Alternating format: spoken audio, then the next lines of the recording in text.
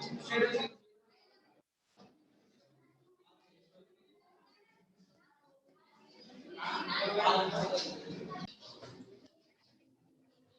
afternoon, everyone.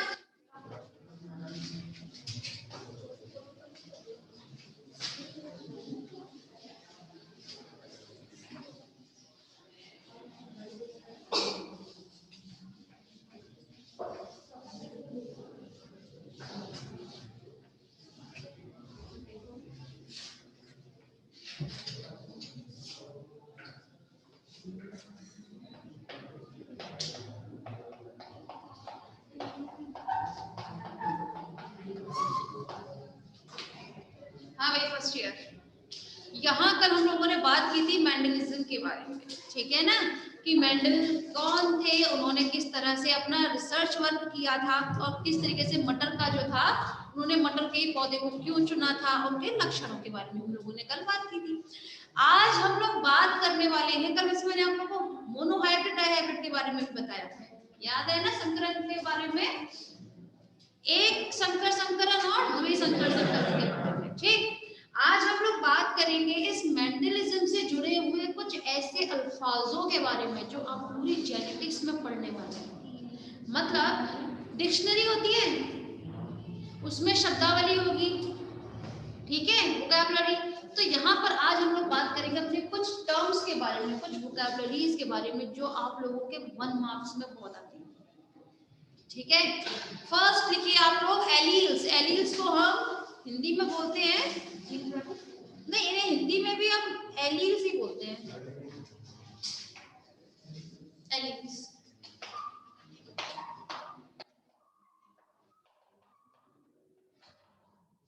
ठीक है, alleles क्या होते हैं वो समझिएगा क्लास। आप लोग जानते हैं क्रोमोसोम है, गुणसूत्र है, गुणसूत्र के ऊपर क्या उपस्थित होते हैं, जीन्स, ठीक है ना।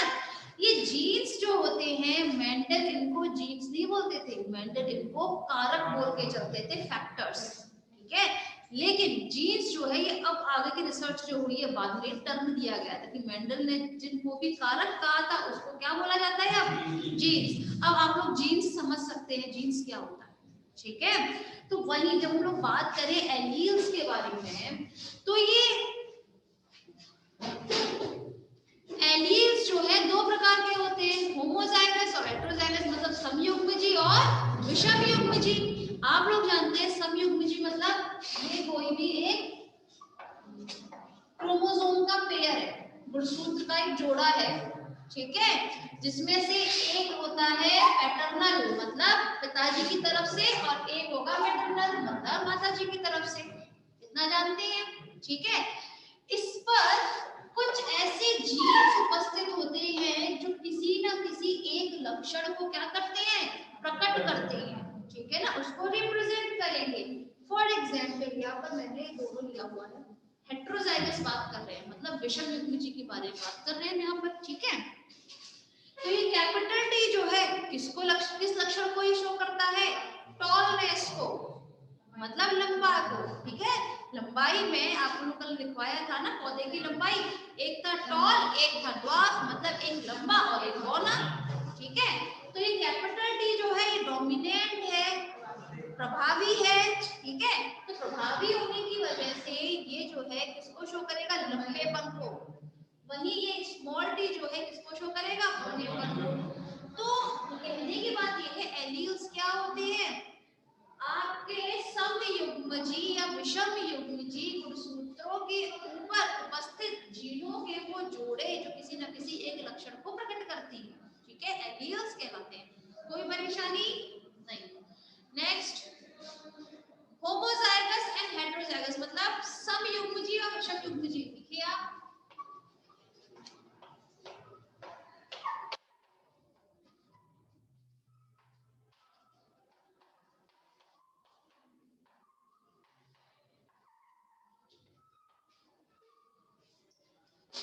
अब देखिएगा क्लास,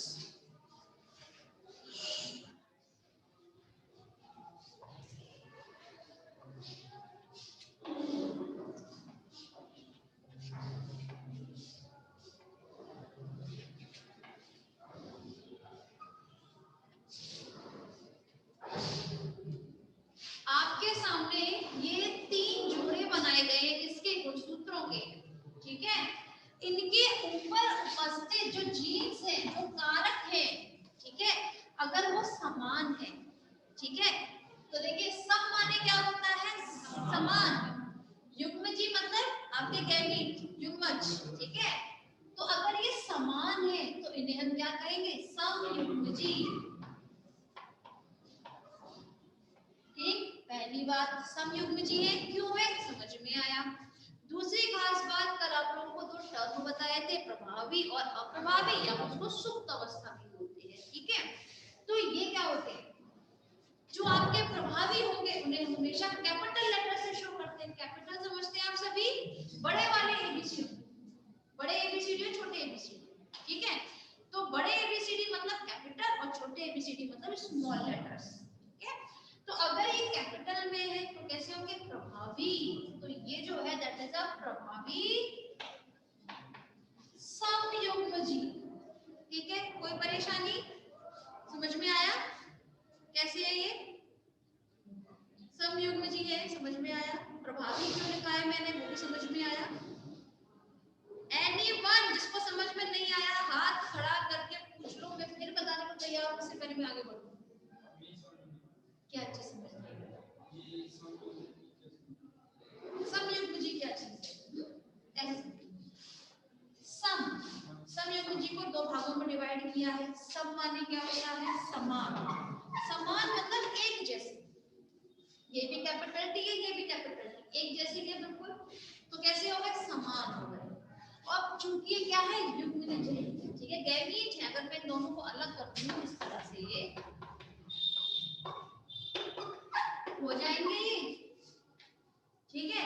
इनका आप आगे चल के क्रॉस करा दोगे तो फिर से ये बना लेंगे जायगोट, है ना, दोनों रहेंगे ये। तो कहने की बात ये है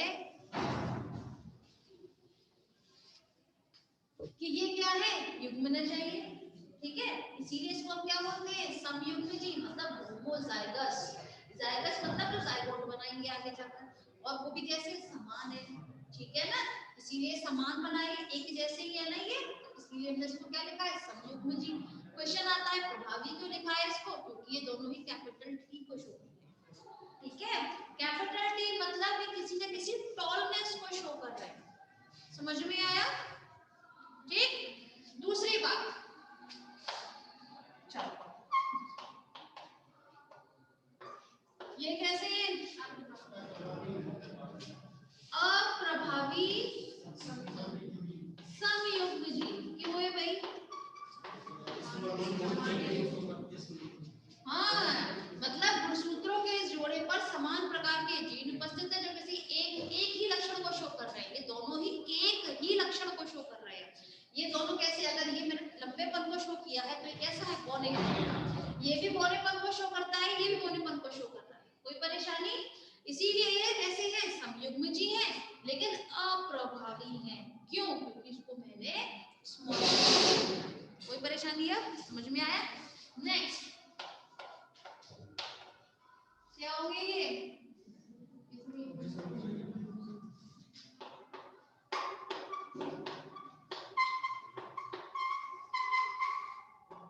कैसे, हाँ वो तो ठीक है, विषम युग्मजी है। विषम युग्मजी मतलब विषम माने होता है अलग अलग, है ना, डिफरेंट। तो इसलिए डिफरेंट है दोनों अलग अलग प्रकार के, इसीलिए हमने इसको बोल दिया विषम युग्मजी है। पर कैसा होगा, प्रभावी, प्रभावी होगा, क्यों अप्रभावी क्यों नहीं है, छोटा वाला भी तो है इसमें,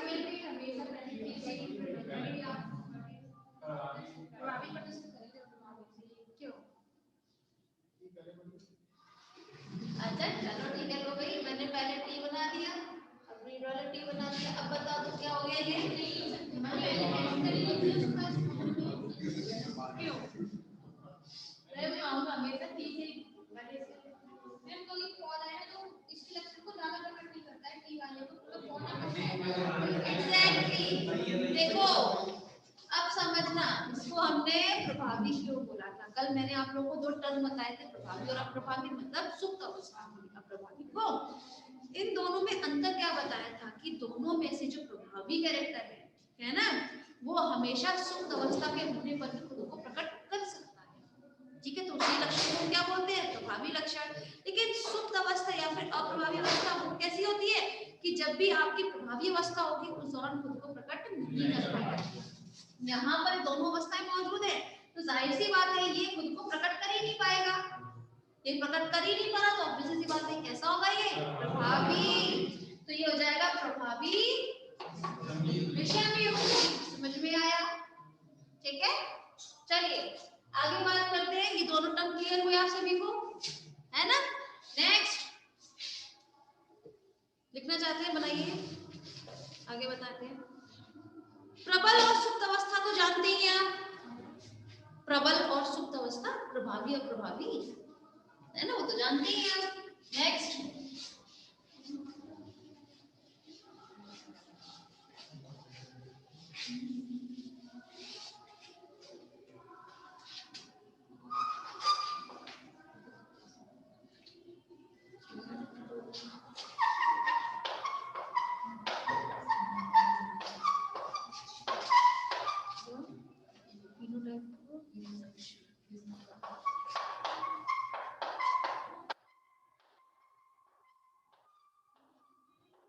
नेक्स्ट हेडिंग लिखिए आप, जीन प्ररूप व लक्षण प्ररूप, जीनोटाइप एंड फिनोटाइप। ये आप लोगों ने बहुत टर्म सुना होगा 12th में, जीनोटाइप एंड फिनोटाइप, राइट? जिसको हम जीनोटाइप वैसे भी लिखते हैं हिंदी में भी। अब बात करेंगे हम कि होते क्या है। लिख लिया सभी ने? तो चलिए बात करते हैं होते क्या अभी। जीनोटाइप फिनोटाइप पूरी मेडिकल से रिलेटेड भाई कोई जेनेटिक्स पढ़ चुके हैं आपको, मुझे क्या नहीं पता। Anyone? हाँ नहीं, हाँ बताइए, बिल्कुल बताइए। मैम ये तीन प्राणों को होता है ना, उनमें जो अशुद्ध और शुद्ध भी अनुपात दिखाया जाता है, और लक्षण प्राणों में यहाँ में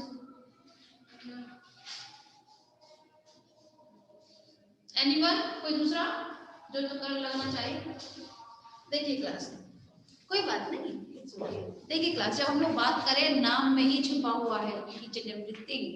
जब हम बात करें जीन प्ररूप मतलब जीनोटाइप इंग्लिश में बोला जाता है, मतलब इसमें होगा जीन्स। जीन समझते हैं आप? तो जीन्स का जो ग्रुप होगा, समूह है, ठीक है, उसको, तो जीनों के समूह को हम कहते हैं जीनोटाइप। ठीक, दूसरी बात है लक्षण प्ररूप फिनोटाइप, जो देखने में समान हो, ठीक, उसे हम क्या कहेंगे? फिनोटाइप। फॉर एग्जाम्पल, मैंने आप लोगों के सामने 10 फूल रखे लाल कलर के, ठीक है, लाल कलर के फूल रखे हैं, तो उनका लक्षण प्ररूप तो एक जैसा है, लाल कलर के है सब, लेकिन उनके अंदर जीन्स का जो ग्रुप होगा, जो समूह होगा, वो अलग अलग होगा। होगा कि नहीं होगा?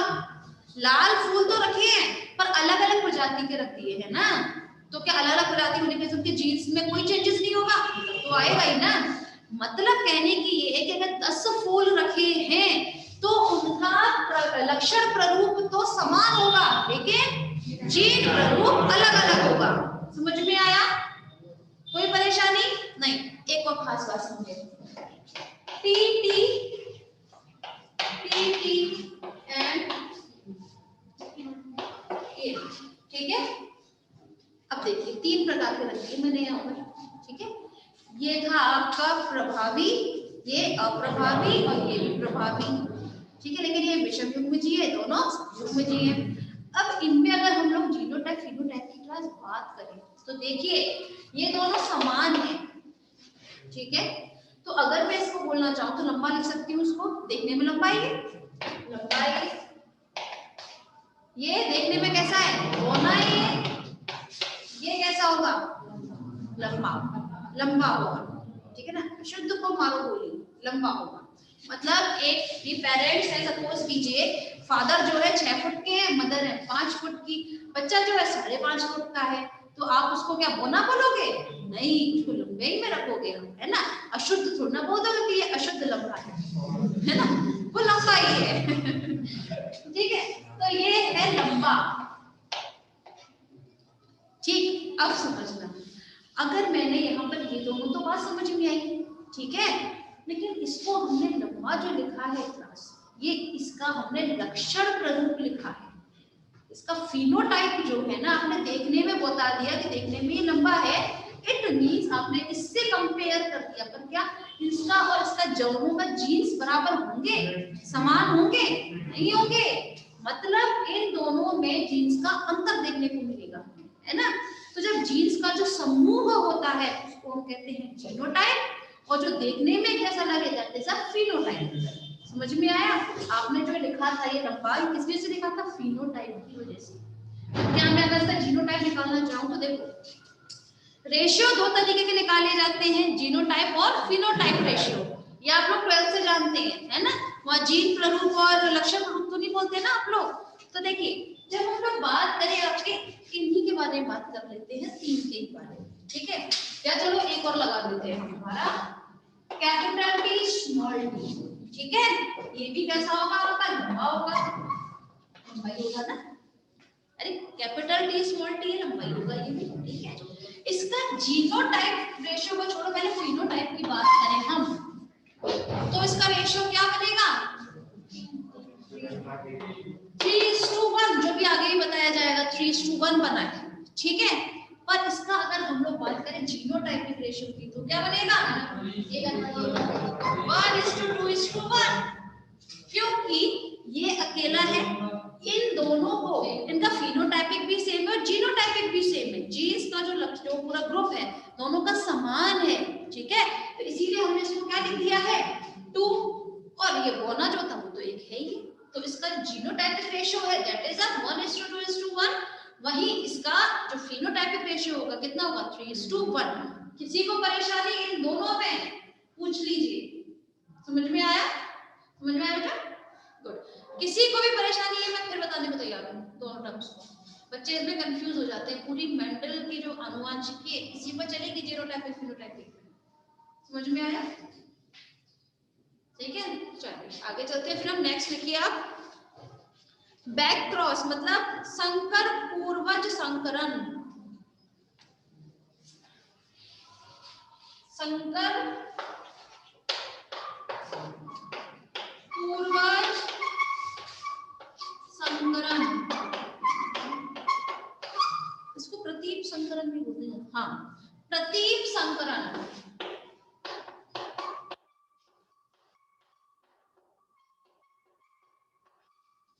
ठीक है। प्रतीप संकरण ये भी पूछा जाता है, संकर पूर्वज संकरण क्या होता है। तो इसे हम एक टर्म और देते हैं दैट इज अ प्रतीप संकरण। प्रतीप संकरण को और इसको हम बोली आप लोगों को एक अच्छा सा अल्फाज देते हैं यहाँ पर, that is a back cross, क्योंकि सब इतने इंग्लिश तो जानते ही हैं। बैक, बैक माने क्या होता है? थोड़ा तेज हो रही है, पीछे। समझ में आया? तो चलिए लिख लिया ना आप सभी ने? देखिए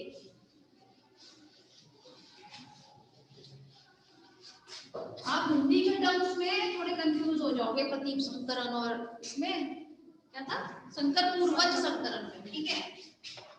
बैक क्रॉस याद रखिएगा थोड़ा सा। देखिए क्रॉस मतलब होता है संकरण करना, क्रॉस, ठीक है। हमारे पास यहाँ पेरेंट्स हैं पैतृक, ठीक है। कैपिटल टी स्मॉल टी, मतलब ये शुद्ध ब्रीडिंग है हमारे पास, ठीक है। इन दोनों के बीच में जब हम लोगों ने संकरण कराया मतलब क्रॉस करवाते हैं, तब हमारे पास जो आएगा क्या आएगा? मैं बता दूं,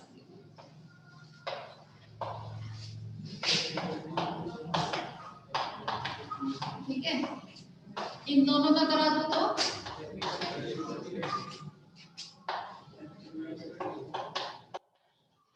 ठीक है। आप फिर से इनको कराओगे या कर देखो इससे, दैट इज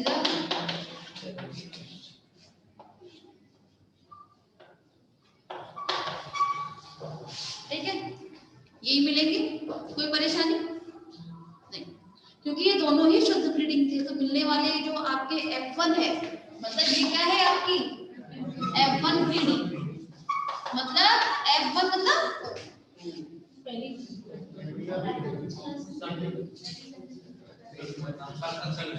प्रथम संतति पीढ़ी, कल बताया था। प्रथम संतति पीढ़ी मतलब फर्स्ट फीमेल जनरेशन, है ना। अब क्लास जब बात करें तो मैं इन सभी को एक ही टर्म लिख दूं, सब कितना छोटे थे, एक ही, चारों ही बराबर है तो छोड़ दूं ना।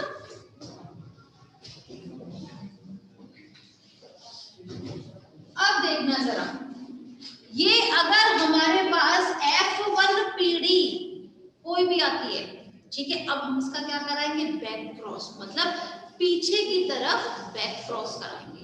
पीछे की तरफ का बैक क्रॉस से मतलब है पीछे के जो हमारे गैमीट्स थे, युग्मज जो थे, ठीक है, उसमें से किसी एक से हमें इसका क्या कराना पड़ेगा, क्रॉस कराना पड़ेगा, बैक क्रॉस, ठीक है। कैसे कराएंगे, हम लोग चाहते हैं कि हमारी आने वाली पीढ़ी जो है वो अच्छी हो।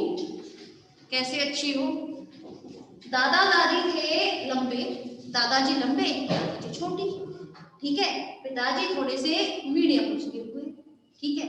अब क्या चाहते हैं, आने वाली जनरेशन जो है वो कैसी हो, बड़ी हो क्या, या फिर लंबी हो, लंबी हो। हम चाहते हैं हमारी आने वाली जनरेशन बहुत अच्छी हो, है ना। तो हमेशा बैक क्रॉस जो करवाया जाता है हमेशा डोमिनेंट से कराया जाता है, प्रभावी से, ठीक है। प्रभावी क्या है आपका, कैपिटल टी और कैपिटल टी, ठीक है। करा दीजिए इन दोनों का।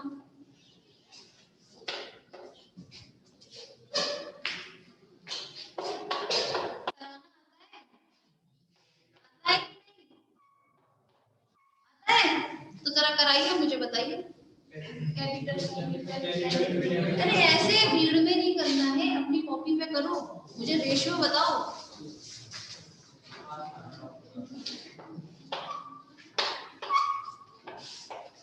मैं जब तक इस तरह से अपना टाइम पास करूंगी, तुम लोग करोगे।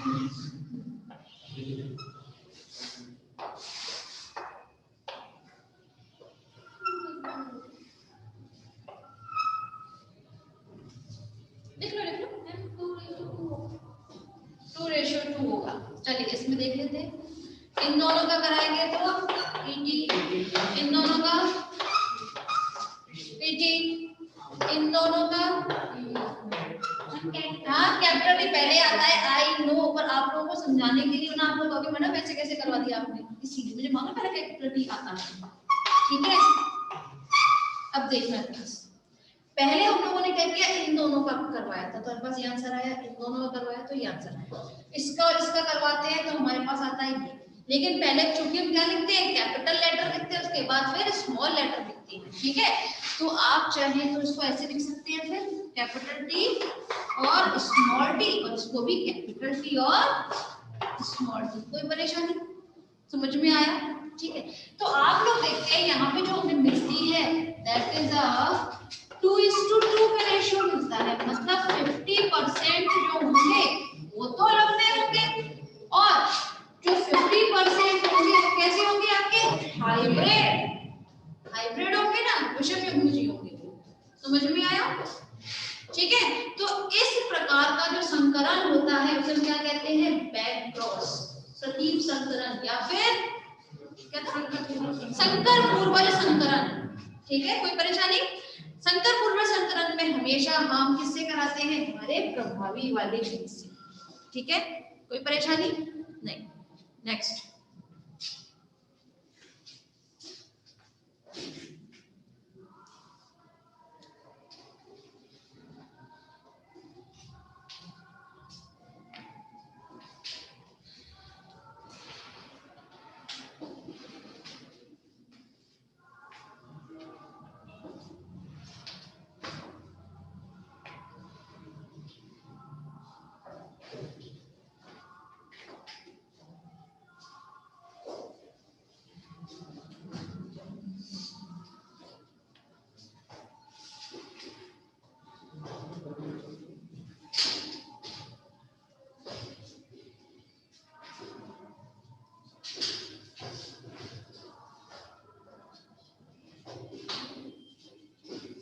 हो गया ना।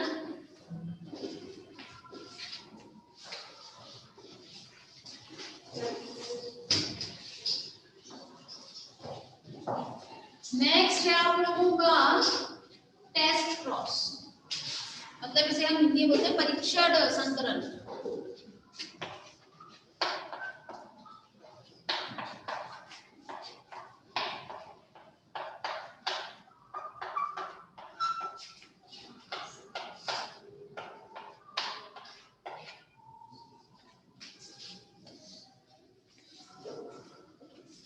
गया? देखिए क्लास, अब यहाँ पर हम बात करेंगे आपके टेस्ट क्रॉस के बारे में। तो जो हम लोगों ने थोड़ी देर पहले बात की थी ना बैक क्रॉस की, ऐसा ही क्रॉस होता है टेस्ट क्रॉस में। लेकिन हम टेस्ट क्रॉस करते क्यों? क्वेश्चन यहाँ पर ये आता है। मतलब हमारे पास कोई भी एक लक्षण है, ठीक है। फॉर एग्जांपल हमारे पास ये एक गैर का जोड़ा, ठीक है, कैपिटल टी स्मॉल टी, ठीक है।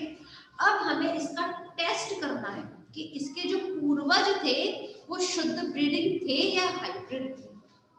क्योंकि अगर आप लोग देखें, अगर हम इसका भी इसी के साथ कराते हैं संकरण, तो आने वाली पीढ़ी जो है उसमें एक ना एक आपको कैसा मिल जाएगा, हाइब्रिड टाइप का मिलेगा, ठीक है ना।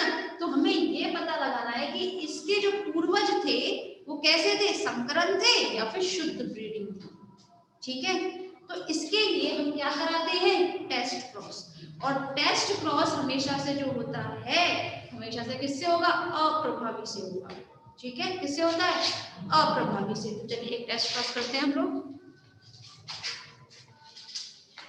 जैसे हम लोगों ने अभी किसके बारे में बात की थी, इससे बैक क्रॉस में। बैक क्रॉस तो प्रभावी से होता है, लेकिन टेस्ट क्रॉस हमेशा से अप्रभावी से होता है। और होता क्यों है, ये जानने के लिए कि इस हाइब्रिड का, ठीक है, इस हेटेरोजाइगस का जो पूर्वज थे, जो पेरेंट थे, पैतृक जो थे, वो शुद्ध ब्रीडिंग थी या फिर अशुद्ध या फिर हाइब्रिड विषम युग्म थी, ठीक है।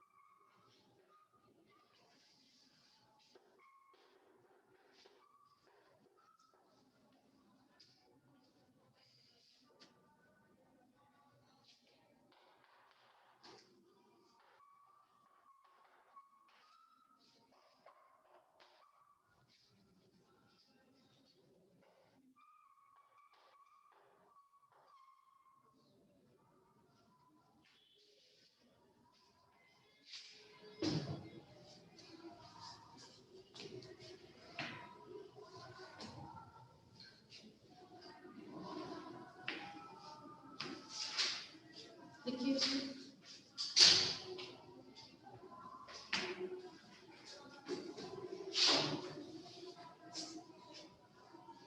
ऐसे नहीं करा पाते हैं तो आप लोग को अभी जो ब्लॉक्स बना के करवाया था ना, उस तरीके से करवा लीजिए, ठीक है। जिसको नहीं आता इस तरह से करना या ब्लॉक तरीके से भी करना क्रॉस, मुझे बताइए, मैं उसको भी सिखाऊंगी। बाद में एग्जाम टाइम के बाद तो कोई नहीं सिखाने बैठा है आप लोगों को, आते हैं ना, 12th में सिखा दिए जाते हैं वैसे भी, है ना, ठीक है। हो गया, देखिए क्लास, हाँ देखिए यहाँ पर हम लोग बात कर रहे हैं आपके टेस्ट क्रॉस के बारे में, मतलब परीक्षण संकलन के बारे में। तो फर्स्ट ईयर आप लोग रिवीजन कीजिए प्लीज।